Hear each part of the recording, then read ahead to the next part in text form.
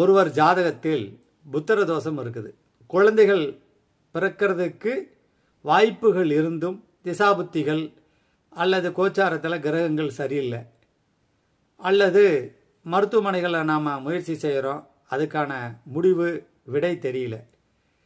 ஜோதிடத்தில் சில பாடல்கள் குழந்தை பிறக்காது அப்படின்னு இருக்குது. விதிவிலக்குகளும் இருக்கின்றன.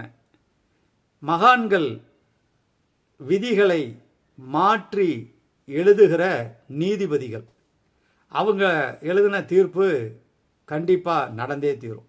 அந்த வகையில் படே சாஹிபு அப்படிங்கிற ஒரு சித்தர் சின்னபாபு சமுத்திரம் விழுப்புரத்தில் சமாதியாக இருக்கார்.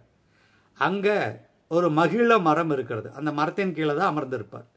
அந்த மரத்தை குழந்தை இல்லாதவர்கள் 21 தடவை வலம் வரணும். எப்போன்னு கேட்டிங்கன்னா ஆயில்ய நட்சத்திர தணிக்கு